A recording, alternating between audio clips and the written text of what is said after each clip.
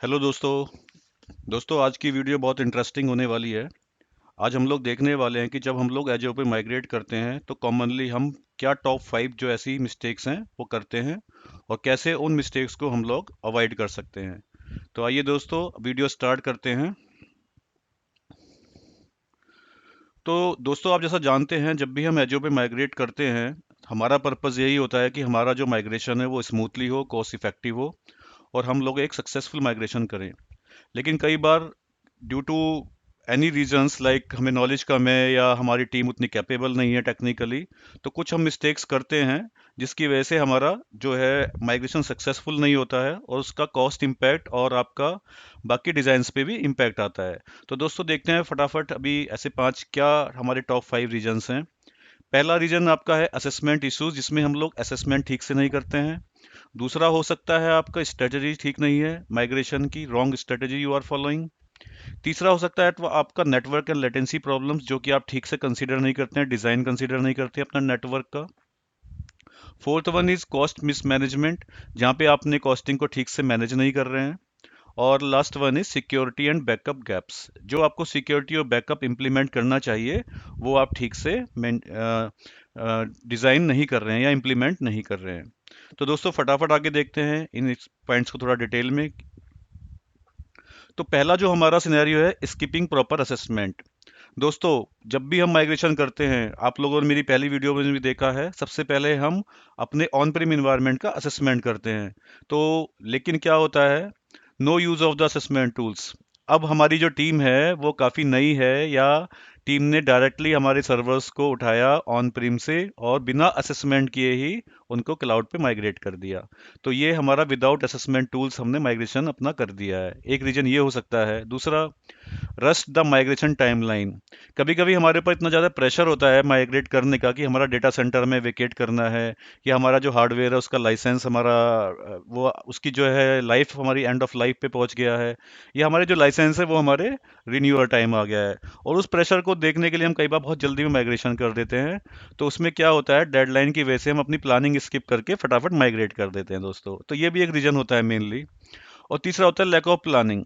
Lack of planning में हम लोग विदाउट एनी प्लानिंग कि हमारे सर्वर्स कैसे हमारे जाने चाहिए, उन सर्वर्स की आपस में क्या डिपेंडेंसी है, जैसे कि वेब सर्वर है, वेब सर्वर हमारा ऐप सर्वर को कॉल कर रहा है, ऐप सर्वर डेटाबेस सर्वर को, अगर ये सब डिपेंडेंसी में नहीं पता है और हमने उनको कोई ग्रुपिंग या कोई प्लान नहीं किया है वेव्स वाइज, तो बेसिकली हमारा लैक ऑफ प्लानिंग की वजह से हमारा जो है बेसिकली ये हमारा माइग्रेशन फेल हो जाता है, राइट। तो ये दो तीन हमारे कुछ रीजंस हैं, जैसे कि जिसकी वजह से हमारा प्रॉपर असेसमेंट ना होने की वजह से माइग्रेशन फेल हो जाता है।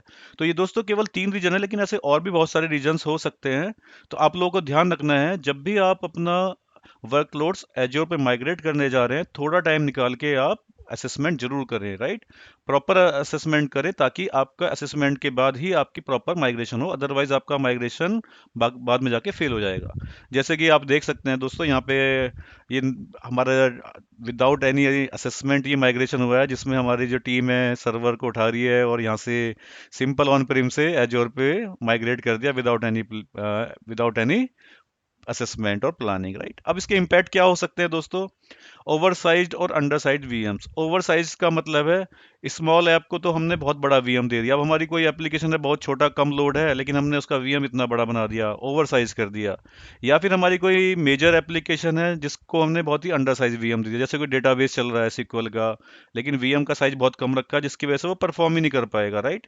तो इस तरह की प्रॉब्लम्स आनी शुरू हो जाएंगी। दूसरा क्या है हमारा, हाई कॉस्ट और परफॉर्मेंस इश्यूज। अब हाई कॉस्ट तो आपकी डेफिनेटली जाएगी ही, जब आपने बहुत बड़े वीएम बना दिए हैं छोटी एप्लीकेशन के, तो आपकी कॉस्टिंग ज़्यादा हो जाएगी। और परफॉर्मेंस इशू जैसे मैंने बताया, आपका डेटाबेस सर्वर जिसको काफ़ी बड़ी वीएम चाहिए थी, आपने उसको एक छोटा वीएम असाइन कर दिया, जिसकी वजह से आपके परफॉर्मेंस इश्यूज आने शुरू हो जाएंगे, राइट। तो दोस्तों ये पहला पॉइंट हमारा है असेसमेंट से रिलेटेड। और इसको हम अवॉइड कैसे कर सकते हैं।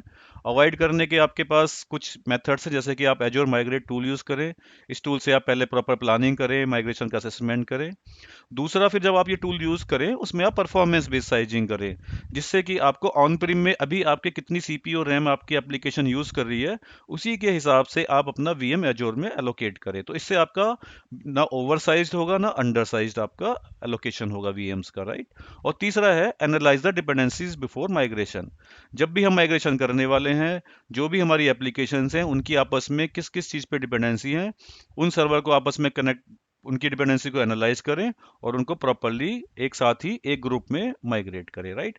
तो आप देख सकते हैं एज्योर माइग्रेट हमें यूज करना है फर्स्ट पॉइंट में। दूसरे में हमें देखना है परफॉर्मेंस बेस्ड कि हमारी जो परफॉर्मेंस है वो क्या है, उसी के हिसाब से हम अपने वीएम एलोकेट करें।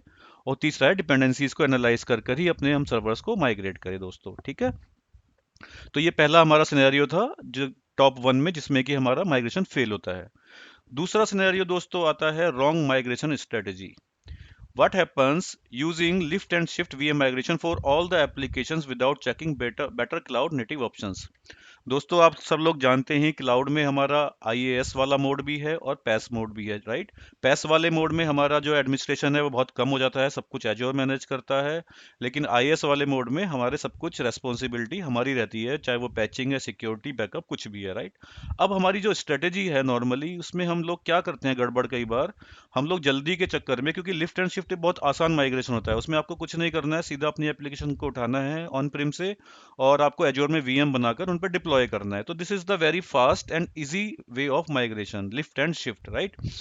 लेकिन दोस्तों इसके कुछ साइड इफेक्ट्स हैं या कुछ नुकसान है, वो क्या है, जैसे कि lack of the cloud knowledge. अब ये हुआ क्यों बेसिकली, अब हमारी टीम है, टीम को हमारी पूरे आपकी नॉलेज नहीं है कि क्या चीज़ हमारी पैस में जा सकती है क्या आईएएस में। तो कभी कभी जब टीम उतनी टेक्निकली स्ट्रांग नहीं होती है तो कुछ सर्विसेज को या वो प्रॉपरली आपके पैस मोड में नहीं ले जाती है, जिसकी वजह से हमारा आपका जो है वीएम पर ही वे लोग डिप्लॉय करते हैं।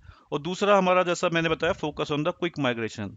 कभी कभी हम चाहते हैं कि जल्दी से हमारा माइग्रेट हो जाए एप्लीकेशन यहाँ से और उस पर चला जाए, तो हमें सबसे आसान मेथड लगता है वीएम पर माइग्रेट करना। वीएम बनाओ और फटाफट आपकी जो भी एप्लीकेशन है उनको एजोर में वीएम पर डिप्लॉय कर दो। तो इन दो तीन चीज़ों की वजह से हम लोग क्या करते हैं, राइट स्ट्रेटेजी चूज नहीं करते हैं।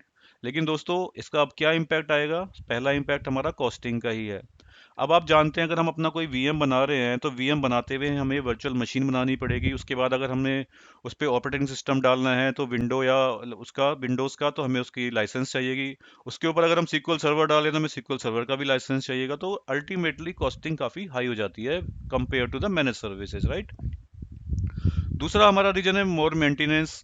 अब जो भी पैचिंग है, मॉनिटरिंग है, बैकअप्स हैं, वो सब हमें मैनेज करने पड़ेंगे, तो मेंटेनेंस कॉस्ट बढ़ जाएगी हमारी। और नो क्लाउड बेनिफिट्स। और दोस्तों हमारा जो अल्टीमेट पर्पस होता है क्लाउड पे जाने का, वो दो तीन चीज़ें, जैसे कि मैंने आपको पहले ही बताया है, स्केलिंग होता है, ऑटो स्केलिंग फीचर, और हमारा अवेलेबिलिटी, हाई अवेलेबिलिटी फीचर्स। तो अगर हमारा पैस में नहीं है तो वो ऑटो स्केलिंग वाला फीचर हमारा यहाँ पे उतना इजीली हमें नहीं मिल पाएगा, राइट। तो जो हम प्रॉपर क्लाउड का बेनिफिट ले सकते थे क्लाउड पे जाकर, वो हमें आईएस वाले मोड में नहीं मिलेगा। तो दोस्तों एक wrong strategy lift and shift choose करने की वजह से अल्टीमेट जो हमें बेनिफिट्स मिलने चाहिए थे वो हमें नहीं मिलेंगे, और हमारी कॉस्टिंग भी हाई रहेगी, हमारे मेंटेनेंस भी हमें ज़्यादा करनी पड़ेगी, और हमारा बेनिफिट्स भी नहीं मिलेंगे। तो दोस्तों इस तरह की चीज़ों को अवॉइड करने के लिए आप हमेशा जब भी माइग्रेशन करते हैं पहले प्रॉपरली अपनी स्ट्रेटेजी डिसाइड करें, जैसे कि रीहोस्ट करना, रीफैक्टर या रीप्लेटफॉर्म, राइट। उसके बाद आप जितना मैक्सिमम हो सके उतना अपनी पैस की सर्विसेज यूज कीजिए। जैसे कि अगर आपका डेटाबेस ऑन प्रीम में है तो अगर आप एजोर पे जाते हैं तो एजोर का सिक्वल डेटाबेस चूज कीजिए, राइट। अगर आपकी वेब एप्लीकेशन चल रही है ऑन प्रीम में और आप एजोर पे जा रहे हैं तो कोशिश कीजिए ऐप सर्विस यूज कीजिए, क्योंकि ये मैनेज सर्विसेज है। तो इस तरह से आप जितना मैक्सिमम हो पाएगा उतना आप पेस्ट मॉडल को चूज कीजिए, राइट स्ट्रेटेजी को चूज कीजिए जितना पॉसिबल हो सकता है, और डेफिनेटली आपको उसके आपको उसके कॉस्ट बेनिफिट्स भी डेफिनेटली मिलेंगे। तो जैसे कि हम देख सकते हैं आपको तीन बेनिफिट, लोअर कॉस्ट मिल जाएगी क्योंकि आपकी पैस वाली सर्विस आपकी में कॉस्टिंग कम है, मेंटेनेंस लेस रहेगी, और आपको क्लाउड के बेनिफिट्स मिल जाएंगे, ठीक है दोस्तों। तो प्लीज रिमेंबर प्रॉपर स्ट्रेटेजी बहुत इंपॉर्टेंट है। Now let's to the third point, ignoring network and region planning. दोस्तों जब भी हम आईएएस मॉडल पे या क्लाउड में जाते हैं तो हमें ये बहुत इंपॉर्टेंट होता है कि हमारा रीजन कौन सा है, हमारे यूजर्स बेस कहाँ पर है मैक्सिमम, और उस हिसाब से हमें अपना रीजन सेलेक्ट करना चाहिए। तो पहला चीज ये हो गया। दूसरा हमारा होता है नेटवर्क डिजाइन। हम लोग किस तरह से अपना नेटवर्क डिजाइन कर रहे हैं, कितने सेगमेंट्स बना रहे हैं, कितने सबनेट्स बना रहे हैं, कैसे एनएसजी वगैरह हम प्लान कर रहे हैं, कैसे हम अपना ऑन प्रीम के साथ कनेक्ट कर रहे हैं अपने एजोर इन्वायरमेंट को। अगर ये सब प्रॉपरली डिजाइन नहीं होंगी तो अननेसेसरी आपका जो है, आपकी लेटेंसीज बढ़ जाएंगी और आपका जो है एप्लीकेशन की परफॉर्मेंस पे इम्पैक्ट पड़ता है, राइट। क्योंकि फॉर एग्जांपल अगर आपके यूजर्स आपके यूएस में हैं और आपने एप्लीकेशन आपने इंडिया में डिप्लॉय की है, तो आपकी अननेसेसरी डेटा की ट्रांसफर की कॉस्ट और आपकी लेटेंसी कॉस्ट या लेटेंसी बढ़ जाएगी, जिससे कि आपका यूजर को एप्लीकेशन स्लो रेस्पॉन्स मिलेगा, राइट। तो ये सब चीजें बेसिकली होती हैं। तो फटाफट देखते हैं रीजंस क्या हैं इस वाली प्रॉब्लम के। No user location analysis. User India में था बट हमने यूरोप वाले रीजन में डिप्लॉय कर दिया, तो हमने प्रॉपरली इस चीज को बेसिकली असेसमेंट नहीं किया कि हमारा मेजर जो यूजर बेस है वो कहाँ पर है।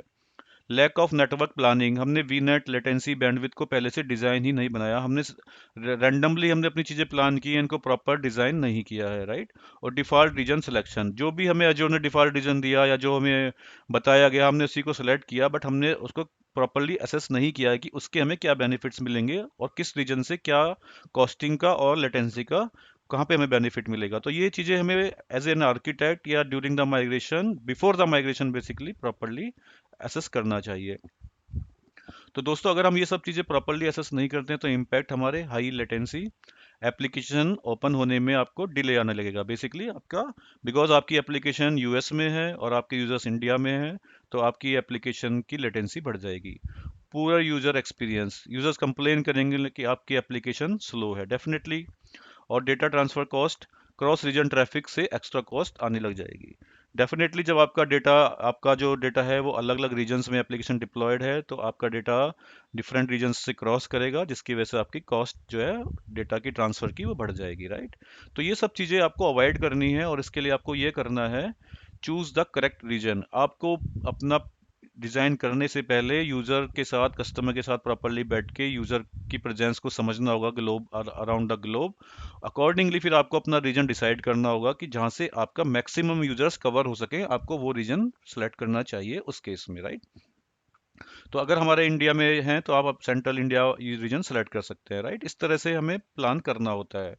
Then we have to design the proper network. आप देख सकते हैं कि हमारा जो नेटवर्क है उसका डिजाइन बहुत इंपॉर्टेंट है। तो हमें कैसे प्रॉपरली वीनेट्स, कितने वीनेट बनाने हैं, कितने सबनेट बनाने हैं, आगे हमारा फ्यूचर प्लान क्या रहेगा, कल को हमारे अगर हमारा लोड बढ़ता है या नई एप्लीकेशंस आती हैं तब उस केस में हमारे पास क्या कैपेसिटीज है, तो वो सब प्लान करके ही हम लोग प्रॉपरली अपना नेटवर्क डिजाइन करते हैं दोस्तों, राइट। और थर्ड इज हाइब्रिड कनेक्टिविटी। अगर आपका कहीं पे भी ऑन प्रीम इन्वायरमेंट के साथ कनेक्टिविटी है तो वो आपको प्रॉपरली प्लान करनी होगी। देखना होगा आपकी रिक्वायरमेंट क्या है, आइदर वहाँ पे आप वीपीएन टनल यूज कर सकते हैं या फिर आप एक्सप्रेस राउट कर सकते हैं, because this will give you a secure connection and it will connect your on prem environment, right. तो ये सब चीज़ें कहीं ना कहीं आपको पहले से ही डिज़ाइन करने से पहले आपको डिस्कस करके आइडेंटिफाई करनी पड़ेंगी कि आपकी या कस्टमर की रिक्वायरमेंट क्या है, okay. Coming to the fourth point of the failure of the migration, no cost optimization, no monitoring or controlling Azure cost after migration, resource run unnecessarily। दोस्तों कॉस्टिंग बहुत इंपॉर्टेंट पार्ट है Azure में migration करते हुए या migration के बाद भी। हम लोग कई बार इसको बड़ा ही इग्नोर कर देते हैं, हमें लगता है कि हम क्लाउड में आ गए हैं तो हमारी कॉस्ट तो कम हो ही जाएगी। ये एक बहुत ही रॉन्ग एजम्पशन है। कभी भी आप इस चीज़ को आप ये नहीं मान के चलेंगे कि कॉस्ट हमेशा क्लाउड में कम ही आएगी। जब तक आप क्लाउड में प्रॉपरली कॉस्ट को कंट्रोल नहीं करेंगे तब तक आपको आपको आपकी कॉस्ट क्लाउड में जाके बढ़ भी सकती है, राइट, और नॉर्मली बढ़ती ही है। तो इसके लिए आपको करना होगा, तो बेसिकली नो कॉस्ट ऑप्टिमाइजेशन का मतलब ये है, why it happened. No cost monitoring tool used. Team ने एजोर बिल चेक ही नहीं किया रेगुलरली, राइट। आपने एजोर में जाके अपनी एप्लीकेशन तो माइग्रेट कर दी है, लेकिन आपने ना तो कोई कॉस्ट मॉनिटरिंग टूल यूज किया, ना आप उसकी रेगुलरली चेक कर रहे हैं कि एजोर के बिल्स क्या आ रहे हैं, आपको पता ही नहीं है और आपकी कॉस्टिंग हाई जा रही है, राइट। Resources always running. आपके कुछ वीएम्स हैं जो 24/7 चल रहे हैं, वेदर वो उनको कोई यूज कर रहा है या नहीं कर रहा है, तो वो एक मेजर रीजन होता है आपकी कॉस्ट हाई होने का, राइट। और उसके बाद third is no optimization planning. अब आपने किस रिसोर्स को स्केल डाउन करना है, किसको स्टॉप करना है, किसको हाई करना है, अगर आपकी वो प्लानिंग प्रॉपर नहीं है तो आपकी कॉस्टिंग हाई जाएगी। बिकॉज आपकी बेसिकली आपकी एप्लीकेशंस हैं, आपने उनको हाई स्केल अप कर दिया, बट लोड कम होने के बाद definitely you should scale down those servers, right. तो ये सब प्लानिंग आपकी प्रॉपरली इंप्लीमेंटेड होनी चाहिए, राइट। तो हम लोग बेसिकली देखते हैं, no cost monitoring tool use, कोई टूल यूज नहीं किया, बिल हाई हो गया। रिसोर्स 24/7 चल रहे हैं, चाहे वो आपकी डेवलपर मशीन है, चाहे वो आपकी नॉन प्रोडक्शन मशीन है जिसपे ड्यूरिंग ऑफ बिजनेस अवर्स कोई यूज नहीं है, बट वो कंटिन्यूसली चल रहे हैं, उनकी कॉस्टिंग आ रही है। और third one is no optimization planning, कोई आपकी प्लानिंग नहीं है, किस रिसोर्स को स्केल डाउन करना है, किसको स्टॉप करना है, आपको पता ही नहीं है। तो आपकी लगातार कॉस्टिंग इनकर हो रही है जोर में, राइट। तो ये सब कुछ इग्नोरेंस वाले पॉइंट हैं जो कि हमें एज योर एडमिन टीम हमें ये सब चीज़ें टेक केयर करनी चाहिए, राइट। अब इसका इम्पैक्ट, आप जैसे मैंने बताया, हाई एजोर बिल। आपका एजोर का एक्सपेक्टेड बिल था, फॉर एग्जांपल कोई छोटी ऑर्गेनाइजेशन है, उसने 50K का प्लान किया था कि 50K में मेरा काम हो जाएगा, बट अब आप क्लाउड पे जा रहे हैं, वहाँ पे आपका 1 लाख का बिल आ रहा है, तो आपको तो कॉस्ट डबल हो गई, राइट। तो ये आपका रीजन है कि आपने उसको इग्नोर किया। वेस्टेड रिसोर्सेज, आपने अनयूज वीएम्स और डिस्क को भी कॉस्ट लग रही है। अब आप वीएम आपने बना लिए हैं लेकिन आप उनको यूज नहीं कर रहे हैं ऑफ आवर्स में, उनकी डिस्क बनाई है आपने, या वीएम डिलीट कर दिया आपने, डिस्क को डिलीट नहीं किया, तो आपकी डिस्क की कॉस्ट कंटिन्यूसली जा रही है। तो कहीं ना कहीं आपको ये सब चीज़ें ध्यान में रखनी होंगी कि आपके ये वीएम अगर अनयूज है उनको स्टॉप कर दो, और अगर आपके वीएम डिलीट हो चुके हैं तो आप उनकी डिस्क को भी डिलीट कर दो, ताकि उनकी कॉस्टिंग कंटिन्यूसली ना जाए, राइट। और budget issues, project cost budget से बाहर चला गया, राइट। तो इस केस में आपका क्या होगा, आपका जो प्लान था, छोटी ऑर्गेनाइजेशंस कई बार एक बजट के साथ जाती हैं एजोर में, और उनका बजट पूरा का पूरा डिस्टर्ब हो जाता है अगर हम लोग कॉस्ट ऑप्टिमाइजेशन को प्रॉपरली कंट्रोल नहीं करते हैं, राइट। तो दोस्तों, इसका अवॉइड करने के मेथड्स हैं, यूज कॉस्ट मैनेजमेंट टूल्स। आपको हमेशा एजोर कॉस्ट मैनेजमेंट टूल यूज करने चाहिए और एक डेली बेसिस पर कॉस्ट को ट्रैक करना चाहिए, ताकि कहीं पे भी अगर आपको लग रहा है कि कॉस्टिंग किसी पर्टिकुलर सर्विस की आपकी ज़्यादा जा रही है, तो आप उसको इमिडिएटली वहाँ पे आइडेंटिफाई करके उसको स्टॉप कर सकते हैं, या उसका यूजेस को आप चेक कर सकते हैं कि क्या वो सर्विस वाकई रिक्वायर्ड है, और अगर नहीं है तो आप उसको स्टॉप कर दें। तो इससे आपकी एंड ऑफ द मंथ में जाके आपको सरप्राइज नहीं मिलेगा। आपको डेली अगर पता चल रहा है तो आप उसको डेली बेसिस पर ही उसी हिसाब से उसको प्लान कर सकते हो सर्विस के यूजेस को, राइट। इनेबल ऑटो शटडाउन, जब भी आपकी कोई नॉन प्रोडक्शन वीएम्स हैं या आपके टेस्ट वीएम्स हैं जिनको आपको लगता है कि एक टाइम के बाद इनकी रिक्वायरमेंट नहीं है ऑफ बिजनेस आवर्स में, तो आप उनको स्क्रिप्ट्स के थ्रू या ऑटोमेशन के थ्रू ऑटो शटडाउन और ऑटो आप उनको स्टार्ट कर सकते हो, राइट। तो इससे आपको एक मैनुअली ध्यान भी नहीं रखना पड़ेगा, और ऑटोमेटिकली आपका ये इसकी कॉस्ट सेव हो जाएगी। और third one is user reserve instances और सेविंग प्लान्स, राइट। आपको पता ही है, एजोर में अगर हम अपनी वीएम्स बनाते हैं और 1 ईयर या 3 ईयर का हम रिजर्व इंस्टेंस करते हैं, तो माइक्रोसॉफ्ट आपको अच्छे डिस्काउंट्स देता है जो कि आपके 40-50% तक होते हैं, राइट। तो लॉन्ग टर्म अगर आपको लगता है कि हमारे वीएम्स चलने वाले हैं एजोर में, तो आप उनको रिजर्व इंस्टेंस यूज कीजिए, जिससे आपको एक अच्छा खासा हैवी डिस्काउंट मिल जाएगा। ओके। तो ये सब चीज़ें आपको कहीं ना कहीं आफ्टर द माइग्रेशन ध्यान रखनी होंगी इमीडिएटली, कि आप अपनी इमीडिएटली ये सब चीज़ें फॉलो करें और अपने एजोर की कॉस्टिंग को कंट्रोल में रखते हुए सेव रख मिनिमाइज रखें, right. Last one is the ignoring the security and backup. Okay, not implementing the proper security controls and backup strategy after migration. दोस्तों, फिर वही बात है, हम लोग सोचते हैं क्लाउड में आ गए हैं तो सब कुछ क्लाउड मैनेज करेगा, सिक्योरिटी भी, क्लाउड तो खुद अपने आप में सिक्योर है, माइक्रोसॉफ्ट कहता है हम सिक्योर हैं। लेकिन दोस्तों, सिक्योरिटी माइक्रोसॉफ्ट की एक लेवल पर है, लेकिन माइक्रोसॉफ्ट में आप अपनी एप्लीकेशन, अपने वर्कलोड ले जा रहे हैं, उसकी रिस्पॉन्सिबिलिटी आप लोगों की है कि आप अपनी एप्लीकेशन में किस तरह से अपना सिक्योरिटी कंट्रोल्स आप अपने इम्प्लीमेंट कर रहे हैं, या क्या हम मॉनिटरिंग टूल इम्प्लीमेंट कर रहे हैं।